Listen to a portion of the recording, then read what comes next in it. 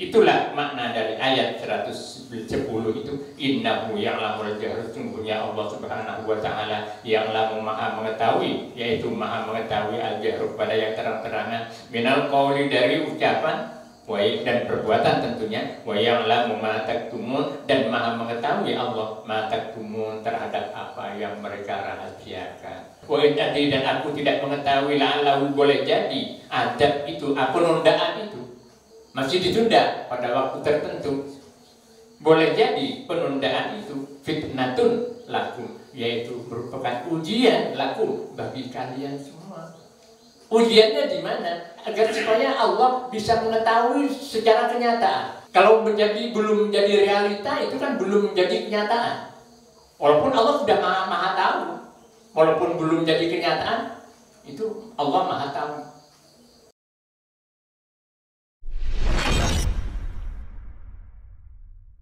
Bismillahirrahmanirrahim.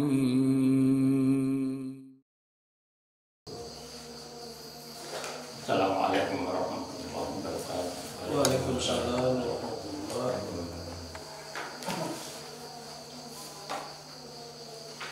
Tafsir Al-Quran Karim. Kita buka halaman 478. Halaman 478 surah Fussilat ayat 19. Halamannya 478 surah Fussilat ayat 19. A'udzu billahi minasy syaithanir rajim.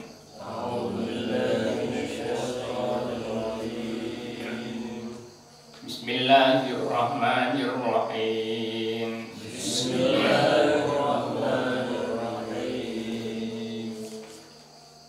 Wa yawma yushab a'da'ullahi ilan nari fahum yuz'un.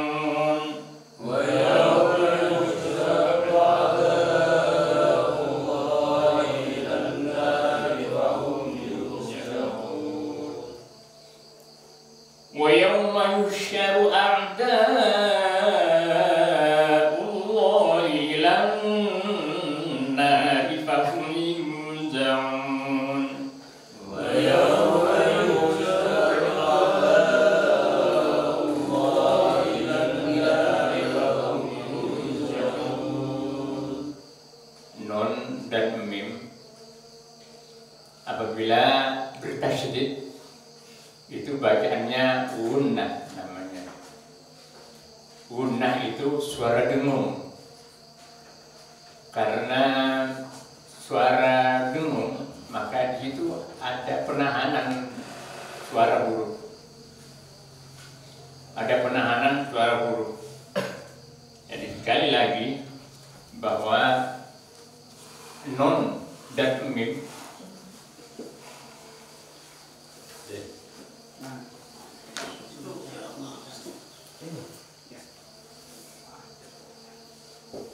non mim apabila diberi tasdid, tasdid itu adalah huruf yang double.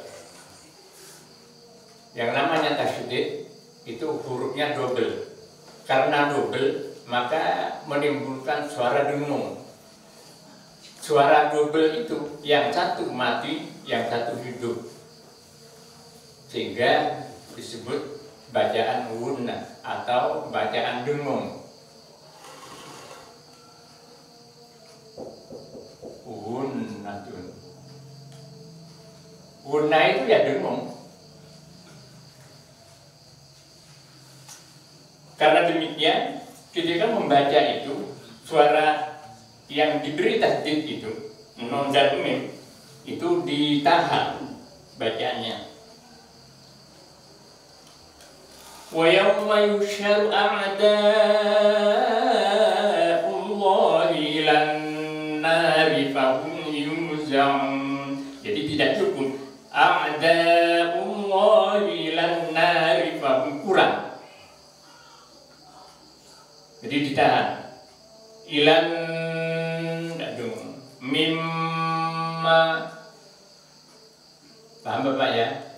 Hanya dua hurufnya, nun dan mim. Apabila kedua huruf itu bertasydid, bacaannya gunna. Gunna itu artinya dengung. Karena dengung, maka suara itu ditahan agak lama. Tidak cukup dengan ilan nari, tidak cukup. Harus dibaca ilan nari mimma. Kita ulang. Wa yawma yusharu a'da'ullahi ilan nari fahum yuza'un.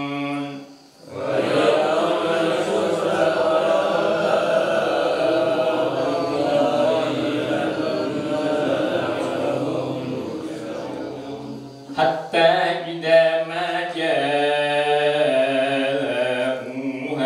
syahida 'alaihim sam'uhum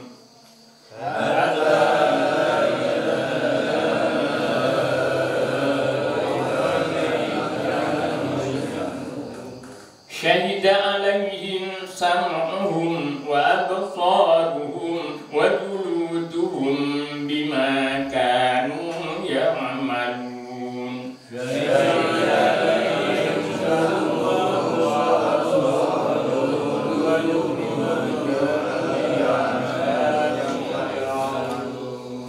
وقالوا لجلودهم لما شهدتم علينا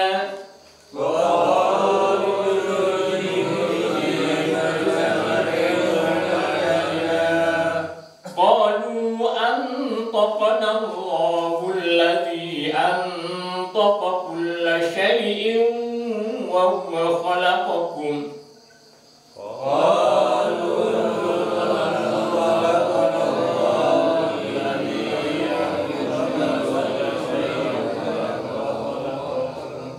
وهو خلقكم أول مرة وإليه ترجعون.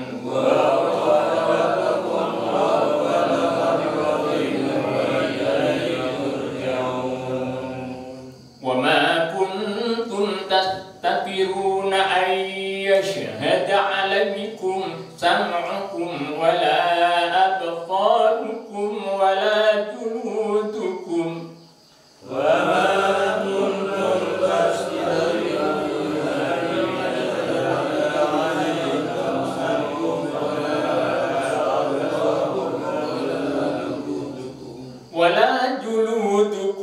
ولكن ظننتم أن الله لا يعلم كثيرا مما تعملون.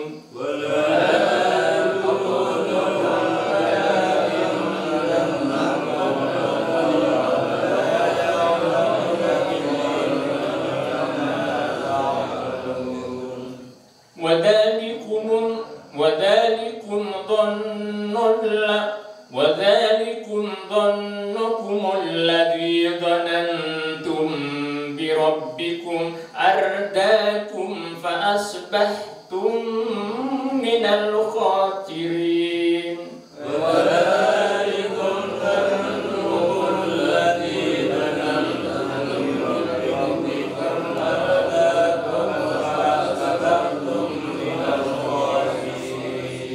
فإن يصبروا فالنار مثوى لهم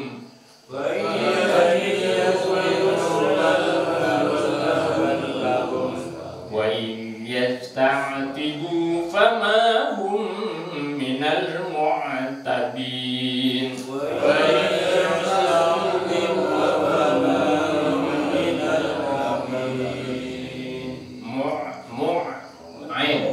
Jadi ada di tenggorokan. Kalau tidak di tenggorokan itu bukan ain tapi hamzah. Minal mu'tabir itu hamzah. Mu'tabir. Tapi kalau ain itu dia harus di kerongkongan. Kalau enggak bukan ain. Minal lain kan. Minal mu'tabir lain. وَقَيَّضْنَا لَهُمْ قُرَنَاءَ فَزَيَّنَ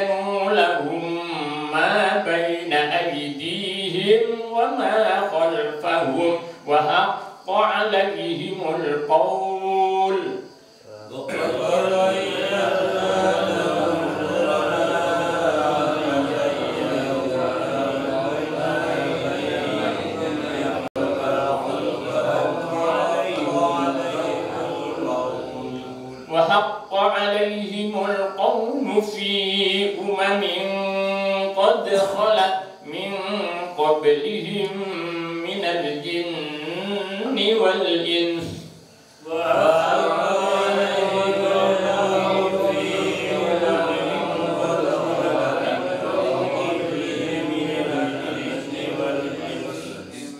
إنهم كانوا خاسرين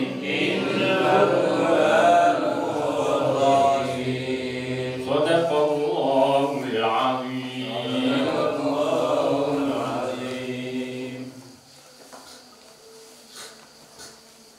Tafsir Al-Quranul Karim, kita buka halaman 331.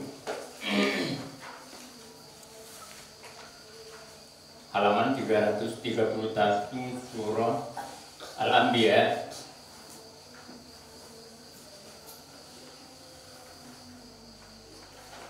Ayatnya ayat 110. Ini bagian akhir, bagian-bagian akhir dari surah Al-Anbiya. Halaman 331 surah Al-Anbiya ayat 110. A'udzu billahi minasyaitonir rajim. Bismillahirrahmanirrahim. Alhamdulillahirabbil alamin. Wassalatu wassalamu ala asyrofil mursalin sayyidina Muhammad wa ala alihi wa sahbihi ajma'in. Amma ba'du. Fa inna asdaqal hadithi kitabullah wa khairal hadi hadi Muhammadin sallallahu alaihi wasallam wa syarrul umuri muhdatsatuha wa kullu muhdatsatin bid'ah wa kullu bid'atin dhalalah wa kullu dhalalatin finnar. A'udzu billahi minasyaitonir rajim. Innahu ya'lamul jahra minal qawli wa ya'lamu ma taktumun. Wa in adri la'allahu fitnatul lakum wa mata'un ila hin. Qala rabbikum bil haqq. Jadi ada spasi. Wa qala rabbikum bil haqq. Ada spasi. Tidak langsung dimentalkan. Qala rabbikum bil haqq. Bukan begitu, tapi ada spasi dikit sehingga jelas. Qala rabbikum bil haqq wa rabbuna ar-rahmanul musta'anu ala ma tasifun. Sadaqallahul azim. Sebelum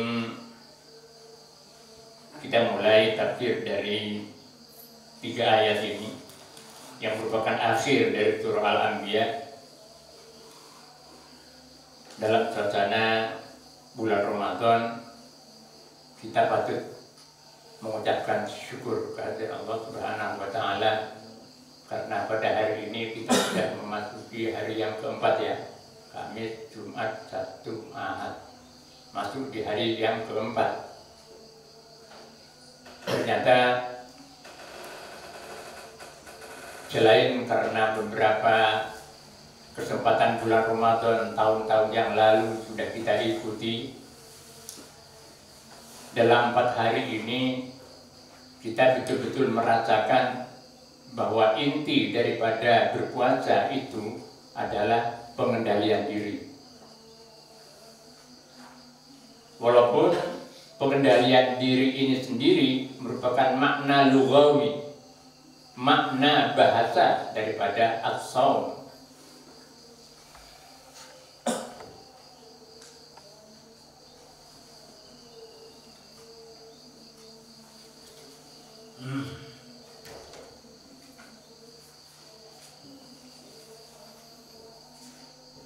As-shaum atau as-siyam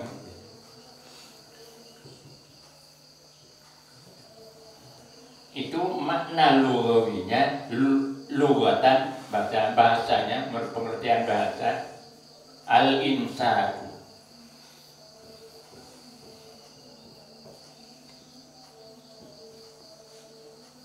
menahan diri, atau pengendalian diri.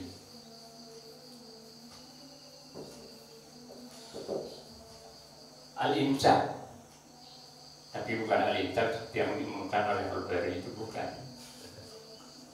Kalau itu hanya untuk ikhtiar saja, untuk berhati-hati. Boleh makan itu, sudah masuk masih boleh makan. Tapi harus berhati-hati, jangan sampai kelewatan. Entah setiap musola atau setiap masjid mungkin punya kebijakan sendiri. Berapa menit insan itu sampai masuk fajar, sampai masuk waktu subuh. Saya belum tahu untuk Masjid Darul itu jam berapa? Berapa menit? 5 menit, 10. Masuk? Iya. 10 menit? Lama banget. Kenyang itu loh 10 menit itu. 5 menit. 5 menit ya. 10 menit dari Anda. Hah? 10 menit dari Anda. Oh, dari adanya, belum selamatnya. Loh. Oh iya. Iya. Menit. Iya. Ya walhasil, pengumuman insaf sudah masuk. Itu kan sama dengan kereta api. Sepur 1 dari Banyuwangi jurusan Surabaya sudah mau masuk. Dia peringatan berhati-hati supaya akhirnya jangan makan kemudian tidak sholat dulu makan bertahun-tahun itu ada subuh. Jadi imsak itu artinya pengendalian diri juga. Cuma pengertiannya di situ agar supaya berhati-hati bahwa kereta api sudah mau datang, bahwa fajar sudah mau terbit yang menunjukkan waktu subuh. Monggo.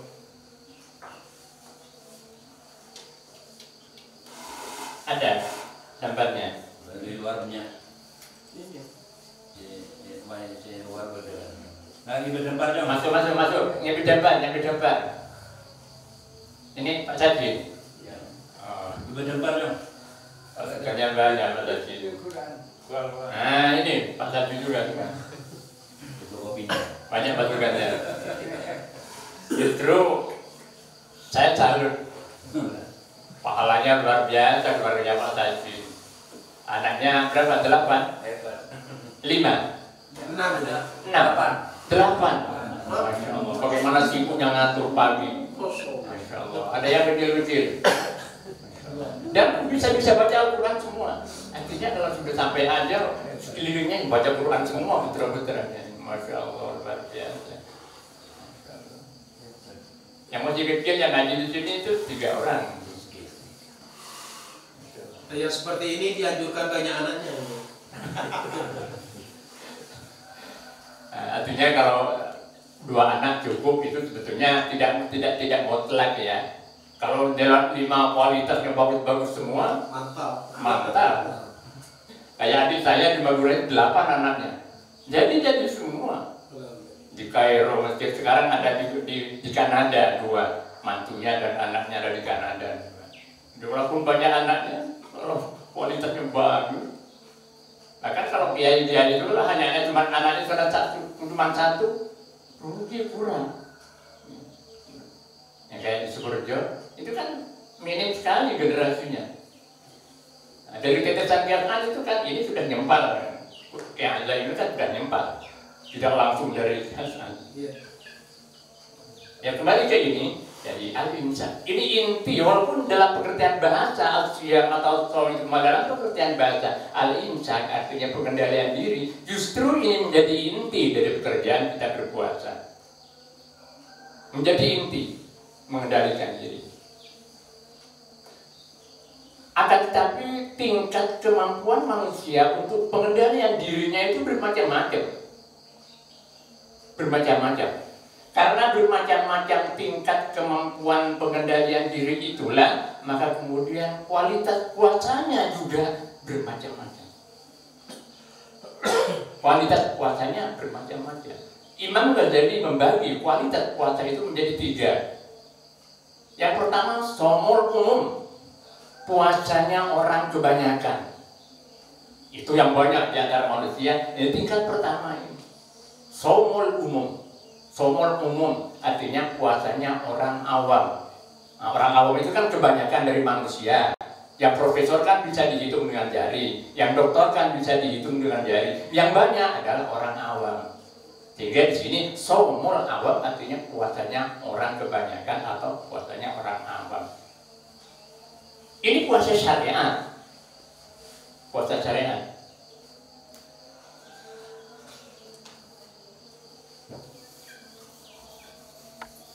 Saumul umum itu adalah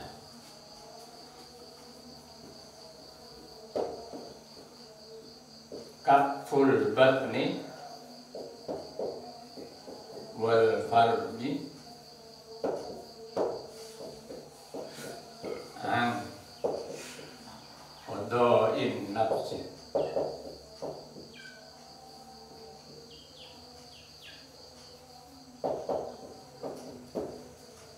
Ini saumul umum. Puasanya orang awam, puasanya orang kebanyakan, termasuk saya yang mungkin bapak-bapak saya tak tahu apa sudah meningkat dari sekedar saumul awam ini, tidak paham saya. Tiap masing-masing tahu tentang saya ini tingkat di mana, saya ini tingkat di mana tingkatan puasa saya. Itu yang pertama, Imam Ghazali membagi tingkatan kualitas puasa seseorang itu menjadi 3. Yang pertama adalah saumul umum. Saumul umum itu adalah kaful batni, menjaga perut. Kalau perut kan tempat makan dan minum. Karena itu siang hari jangan makan, jangan minum. Wal farji, dan farj, kemaluan baik laki maupun perempuan. Oleh katanya tidak boleh kemudian walaupun suami istri siang-siang kemudian kumpul tidur, tidak boleh. Bahkan dendanya lebih berat ini. Dendanya lebih berat, harus mengkodoi 2 bulan berturut-turut. Hati-hati yang masih muda-muda ini. Hati-hati. Kalau cuma kumpul, Pak. Kalau kumpul itu hampir kita berumus ke jurang. Baik. Itulah sebabnya maka berharum-harum dan menghias diri di bulan siang bulan Ramadan makruh. Ada rumahnya wangi-wangi, doa tulaan, alifanan. Siang hari, kafirin celake. Makruh. Berharum-harum. Kaful batni, menjaga perut dari minum dan makan, wal farji, dan alat kelamin, an qada'in nafsi, dari memenuhi hawa nafsu, keinginan nafsu. Ini tingkat yang pertama. Tingkat pertama, dan ini tingkat kebanyakan. Bahkan mungkin yang benar, walaupun hanya mencegah perut dari makan dan minum, mencegah kumpul tidur dengan istri di siang hari, mungkin hanya itu. Tapi yang begitu saja banyak yang salah kan. Misalnya ada upi, butir itu apa? Butir. Upo. Kemudian ditelan. Saya tidak makan kok. Tak makan tapi berkali makanan. Itulah sebabnya maka ada teknis dalam berpuasa itu. Begitu sudah mau subuh, sikatan yang bersih, jangan sampai ada manis-manis, jangan sampai ada sedap-sedap di mulut. Termasuk juga ketika buang air besar di sungai. Nah, ya, siapa yang biasa di sungai? Tidak ada, udah modern semua. Masih ada? Saya dulu tadi. Oh, dulu. Ya semua kalau dulu ya, masih anak-anak terutama. Kemudian kalau buang air besar di kali, di dalam air, kemudian begitu barangnya keluar, air yang masuk, itu juga batalkan. Kalau suntikan siang hari tidak masalah. Nah, ilmunya tentang ini saja, walaupun tingkat puasanya orang umum, itu banyak yang tidak tahu kan. Hanya di tingkat saumul umum, puasanya orang kebanyakan saja, ilmunya banyak yang tidak paham. Ya kan? Kita jujur saja.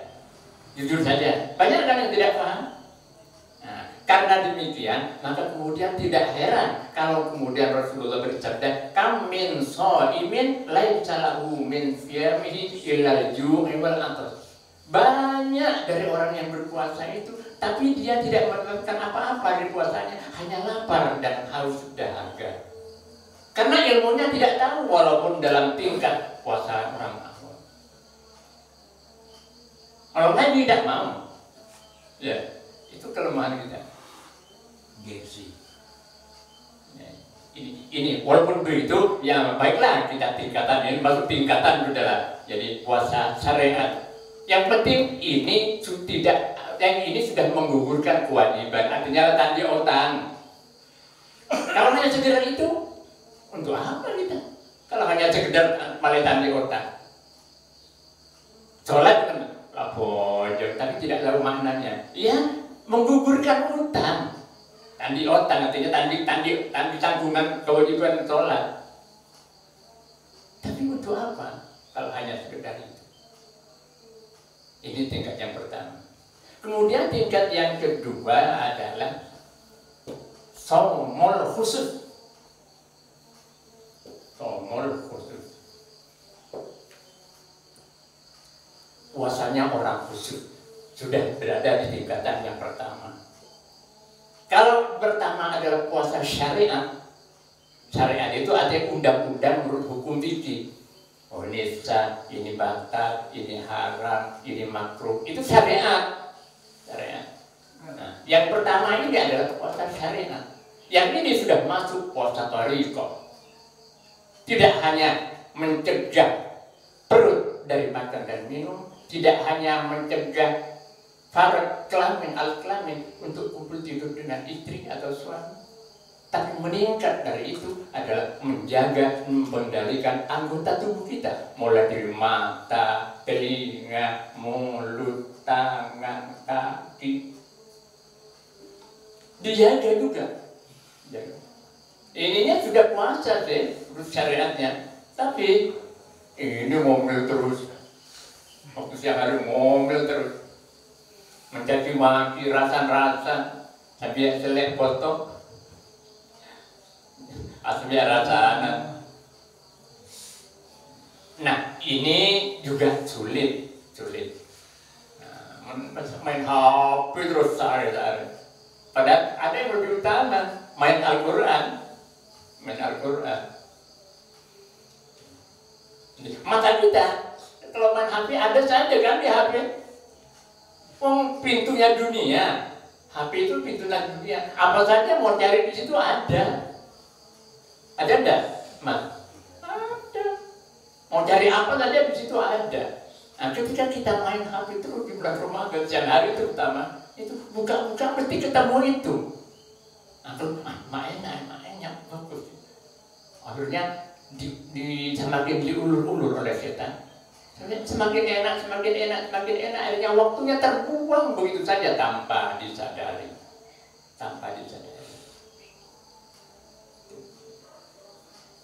Makanya kalau di pesantren itu dilarang HP ya. Dilarang HP. Pesantren dilarang karena mengganggu betul bagi anak-anak. Mengganggu betul. Ada laporan dari wali santri yang anak yang ngaji di sini. Karena bangunnya kesiangan, sudah mulai mengenal dan sudah mulai bisa main HP. Sehingga sembunyi-sembunyi di kamarnya main itu terus sehingga tidurnya ke malam. Akhirnya bangunnya juga kesiangan. Saya sering pantau karena saya absen, anak-anak yang ngaji di sini saya absen, kasih absen. Jadi ketahuan prestasi anak, kemudian kerajinan anak, kegiatannya itu saya absen sehingga bisa diukur, bisa dievaluasi. Oh ini kurang cepat pemahaman Al-Qurannya karena sering tidak masuk misalnya, tidak maju. Nah kembali ke ini, shaumul khusus adalah kaful basari, menjaga mata, wasami dan menjaga pendengaran, wal fami dan menjaga mulut, wal yadi dan menjaga tangan, wal berrijli dan menjaga kaki dari apa yang diharamkan oleh Allah Subhanahu wa Ta'ala. Ini tingkatan yang kedua. Kalau tingkatan yang ketiga tidak mampu kita. Ini puasanya sholihin, orang-orang yang soleh. Jadi di samping tidak makan siang hari, tidak minum siang hari, tidak kumpul dengan istri, anggota tubuh juga dijaga dari hal-hal yang diharamkan oleh Allah Subhanahu wa Ta'ala. Nah zaman sekarang sulit, tidak mudah itu, tidak mudah.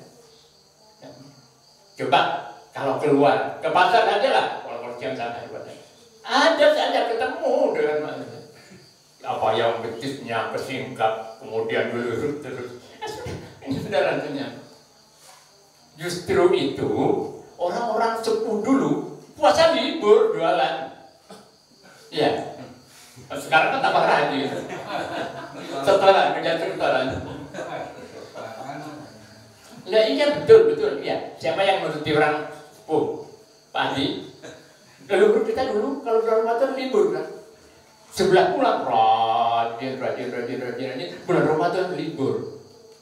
Antara lain dimaksudkan agar supaya bisa menjaga anggota kita. Tak demi dengan rasa, tak demi macam-macam, tak ngabes. Yang penting Ki Hasan untuk menghindarkan ini semua lantar ke sahabat. Menurut sahabat buat apa? Banyak juga bagi. Tak mau ketemu, iya mau mati aja ntar kata beda oleh. Orang ngarau kacau. Sampai ke tempat. Ya memang di mana-mana itu ada tersedia. Setan itu di mana-mana ada.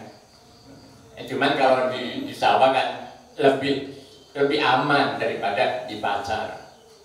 Lebih aman daripada di pasar. Ya, tapi saya tidak menghalang-halangi Bapak untuk kemudian buka pasar. Ya cuman berhati-hati aja. Nah, kalau memang berhasil, pahalanya lebih besar daripada saya yang harus musola terus. Pahalanya lebih besar mereka yang di pasar karena perjuangannya mengendalikan itu lebih berat. Dan ini ilmu. Kita tahu ilmunya, kemudian terapkan, maka pahalanya melebihi orang yang tidak berjuang.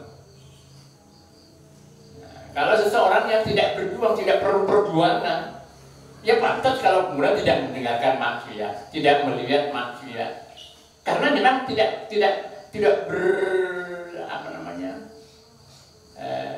bercampur baur dengan maksiat. Itu yang kedua. Kemudian yang ketiga, somul kolbi, puasanya hati dari hal-hal yang rendah. Ini sulit sekali. Ini puasanya para nabi dan puasanya para muqarrabin. Bagaimana sangat sulit ini bagi kita. Mulai sekarang sudah berpikir, apa sih kalau anak ya. Cuma kalau sudah berliburan, arus manusia itu mesti ke utara. Ya. Mulai ke utara. Aku berjojo ini. Itu kan selera rendah. Di hadapan Allah itu selera rendah. Tapi ini tradisi. Oh, ngomong tak aku berjojo bertamu apa kebekaan kan? Itu boleh, tapi seleranya rendah ini. Nah, bagi orang dia tidak ke situ, konsentrasi betul pada Allah yang Maha Esa. Oleh karenanya tingkat yang ketiga ini tingkat yang paling sulit dalam puasa. Di samping yang kedua itu sulit di zaman sekarang. Karena bagaimana bisa harus mengendalikan mata dari hal yang diharamkan oleh Allah, mengalihkan telinga dari mendengarkan hal-hal yang diharamkan oleh Allah, dan seterusnya. Nah, itulah Bapak sekedar cuplikan agar supaya rasanya kurang afdol kalau kemudian bulan Ramadan tidak pernah nyinggung-nyinggung soal hal-hal yang berkaitan dengan puasa. Mudah-mudahan ke depan, beberapa hari ke depan, kita bisa lebih meningkat kualitas ibadah puasa kita. Kemudian bisa betul-betul bertepatan dengan Lailatul Qadar, di mana pahalanya lebih utama dan lebih baik dari 10 bulan. Baik, kita lanjutkan, dan ini merupakan kajian terakhir dari surah Al-Anbiya. Innahu ya'lamul jahra minal qawli wa ya'lamu ma taktumun. Innahu, sungguhnya Allah, ya'lamul jahra, maha mengetahui Allah, al-jahra pada yang terang-terangan, minal qawli dari ucapan, ai wal af'al. Allah maha karena sungguhnya Allah ya'lamu, maha mengetahui Allah al-jahru pada yang terang-terangan, minal qaul dari ucapan dan termasuk perbuatan.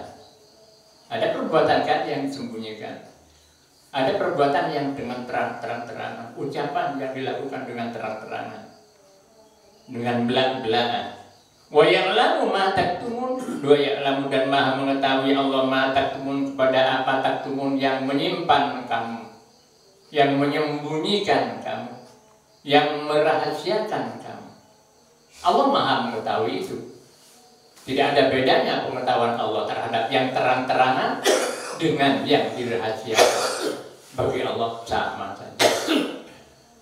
Yang beda itu kan bagi kita. Kalau itu dirahasiakan, kalau itu disembunyikan, kita tidak tahu. Kecuali yang dilakukan dengan terang-terangan, baru kita tahu. Itu pun tidak seluruhnya. Tapi bagi Allah sama saja antara yang terang-terangan dan yang disembunyikan atau yang dirahasiakan.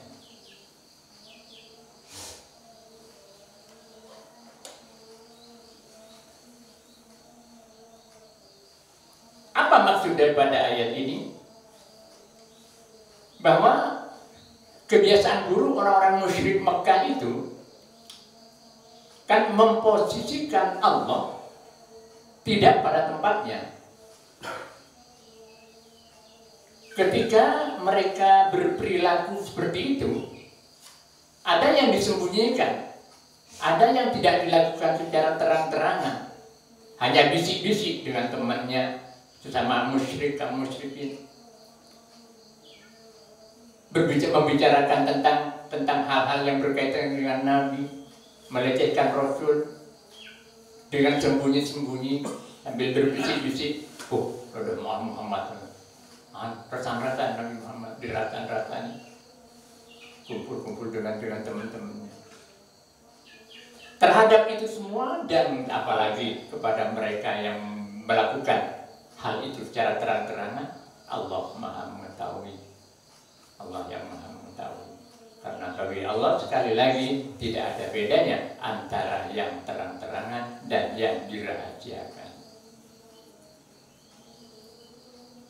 Wa in adri la'allahu fitnatul lakum wa mata'un ila in. Wa in di sini in nafiyah namanya. In untuk meniadakan, untuk bermakna tidak ada.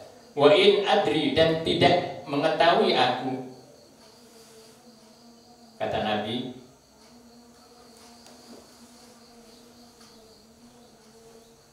la'allahu fitnatul lakum. La'allahu boleh jadi dia artinya penundaan terhadap Anda. Di ayat sebelumnya, mari kita sedikit kembali pada ayat 109. Fa'in tawallaw faqul adantukum ala sawa wa in adri aqribun am ba'idum ma tu'adun. Wa in adri dan aku tidak tahu, aqribun apakah sudah dekat azab itu yang dijanjikan oleh Allah, am ba'idun atau masih jauh. Aku tidak tahu itu. Dan tidak tahu apa yang akan diturunkan oleh Allah Subhanahu wa Ta'ala. Ketika Rasulullah bersabda seperti itu, bukan berarti Allah itu tidak mengetahui sesuatu. Hanya Rasulullah tidak diberitahu tentang sesuatu itu. Bukan karena Allah tidak tahu, tapi Allah tidak memberitahukan sesuatu itu kepada Rasul. Oleh karenanya di ayat yang 111 ini, yang 110 itu disebutkan innahu ya'lamul jahra minal qawli. Walaupun Nabi tidak mengetahui apa yang akan diturunkan berupa adab dari Allah, Walaupun Rasul tidak mengetahui apakah sudah dekat azab itu atau masih jauh. Walaupun belum mengetahui seperti itu, bukan berarti Allah tidak mengetahui.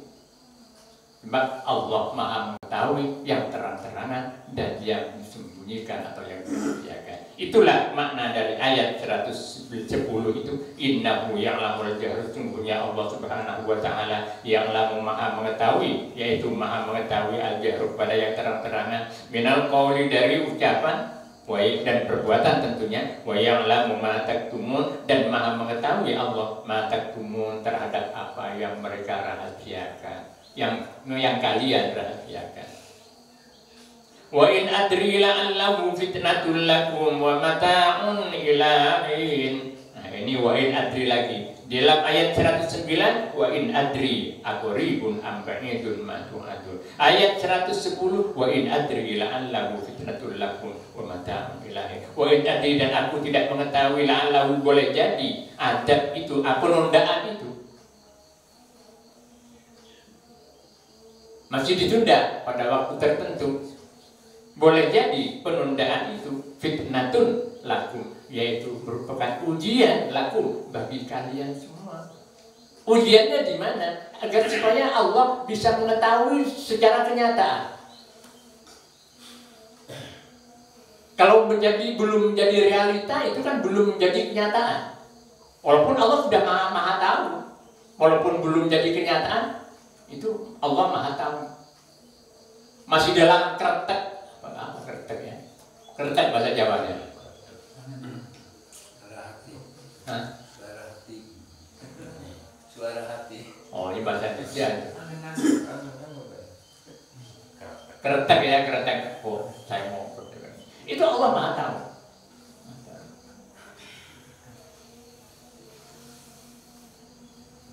Wa in adri la'allahu fitnatul lakum, boleh jadi penundaan itu fitnatun sebagai ujian.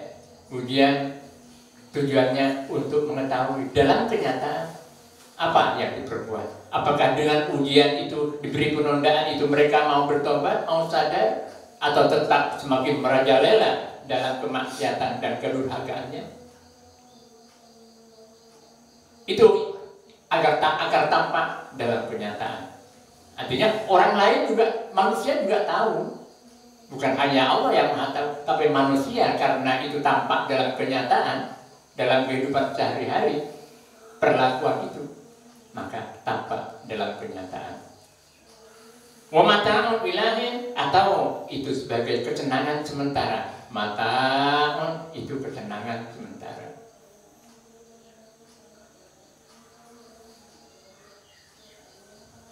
Ilahin sampai kepada waktu tertentu.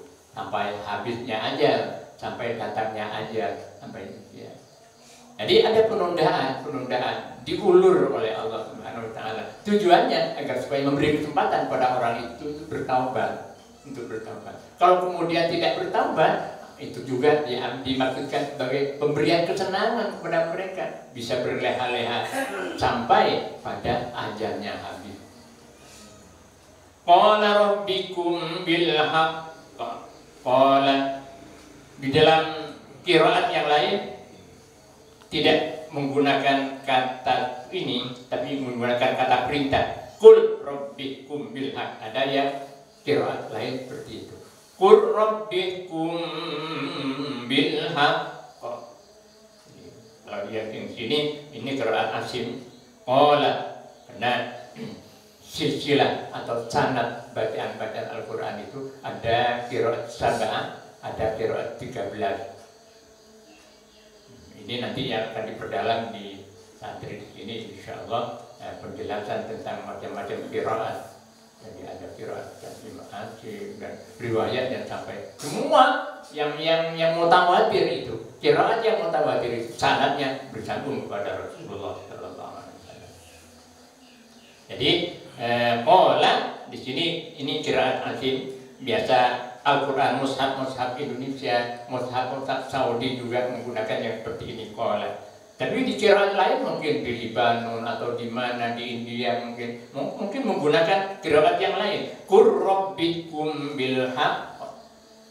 Kalau dibaca qul itu kata perintah. katakanlah wahai Muhammad, wahai Nabi Muhammad. Kalau dibaca qala rabbikum, berkata Nabi Muhammad, rabbikum bil haqqi, Tuhanku atau Tuhan kami, hukum, berilah kami hukum kepastian, bil haqqi, dengan secara nyata, dengan secara hak.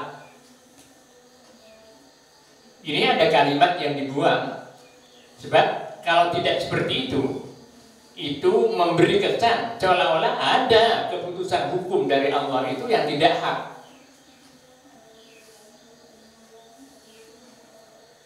Coba perhatikan baik-baik. Qala, bersabda Rasul, rabbikum, Tuhan kami, hukum, berilah kami hukum kepastian bil haqqi, secara hak. Berarti selama ini ada di antara hukum-hukum yang diberikan oleh Allah itu yang tidak hak. Kan begitu balik katanya atau mafhumnya. Nah, mafhum seperti itu tidak benar, karena semua yang diputuskan oleh Allah itu adalah semuanya hak. Semuanya hak. Adapun kemudian ada di antara manusia makhluknya yang menilai itu tidak hak, itu hanya untuk kepentingan mereka saja karena tidak tahu. Misalnya di parlok pasti pojon, kejim ya kemudian. Misalnya sudah mau panen, sudah menguning padunya kosong gitu. Ya sekilas itu kan tidak hak. Hukum Allah yang diturunkan itu tidak hak sekilas. Tapi siapa tahu bahwa itu ada hikmah yang manusianya tidak tahu. Karena demikian maka ulama mengatakan ini ada sisipan yang dibuang. Qala rabbikum bil haqq, qala bersabda Rasul rabbikum, wahai Tuhan kami, hukum, berilah kami hukum bil haqq, karena sesungguhnya Engkau selalu hak dalam memberikan hukum. Selalu hak, selalu bersifat hak, benar, tepat ketika memberikan hukum atau kepastian.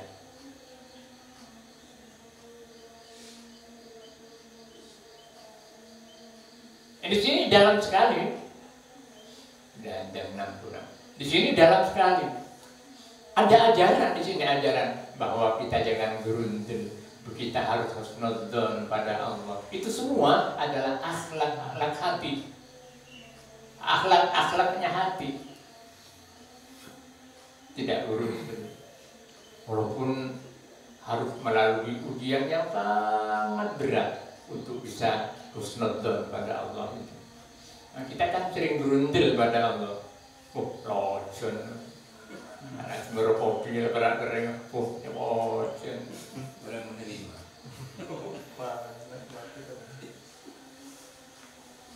Nah, kalau husnudzon pada Allah, oh dia pelami, mana begitu. Trofi. Wa rabbuna ar-rahmanul musta'an ala ma tasifun. Rabbuna, dan Tuhan kami Ar-Rahmanu, yaitu Allah yang bersifat Ar-Rahman, yang selalu membelas kasihi makhluknya walaupun orang yang durhaka. Sering kan atau pernah saya sampaikan, dua sifat Allah itu yang hampir sama-sama belas kasih tapi beda penempatannya, yaitu Ar-Rahman dan Ar-Rahim. Ar-Rahman itu belas kasih Allah di dunia dan kepada semua makhluknya, hatta kepada orang yang durhaka, orang yang kafir sekalipun dibelas kasihani oleh Allah Subhanahu wa Ta'ala. Sikap seperti itu atau perlakuan seperti itu Allah menggunakan sifatnya Ar-Rahman. Karena demikian maka Ar-Rahman itu lebih luas cakupannya dibanding dengan Ar-Rahim. Ar-Rahim itu ada belas kasih Allah hanya untuk orang yang beriman kelak di akhirat. Sholat misalnya, itu belas kasih Allah kelak pahalanya di akhirat, bukan di dunia ini.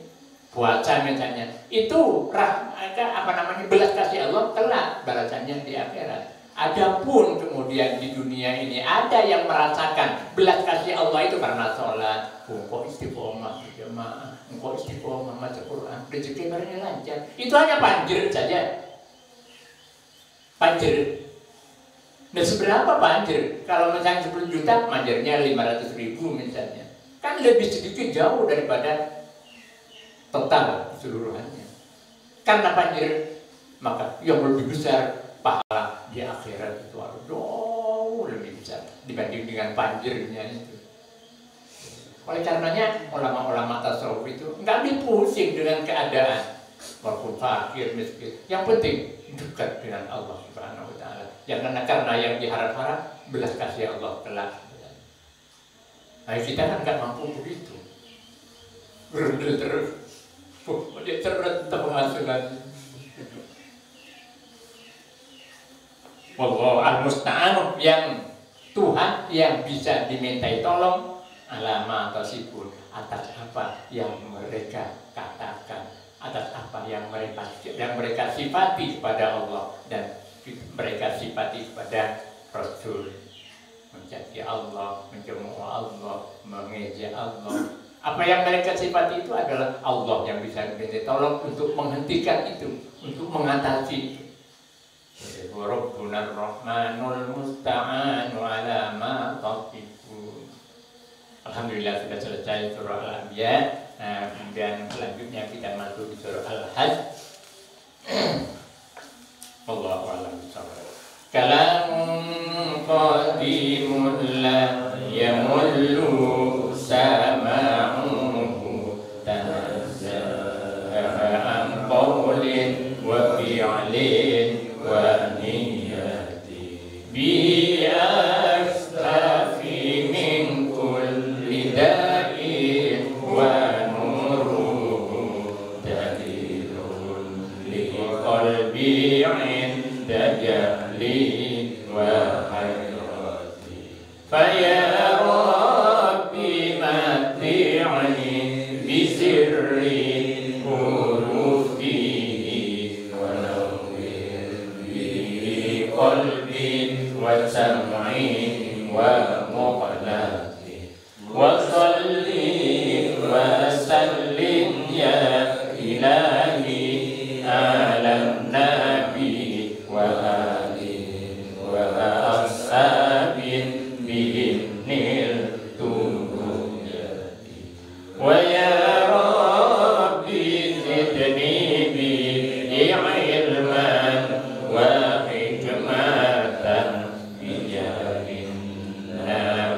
man ja'ana bil hidayati wa ya rabbi waffiqni bi taqwaka ya Allah ya rabbi irhamni bi husni khatimati alaihi salatullahi summa salamuhu wa alin wa ashabin bihimnil tuhajati. Al-Fatihah. Bismillahirrahmanirrahim. Ar-Rahmanir-Rahim.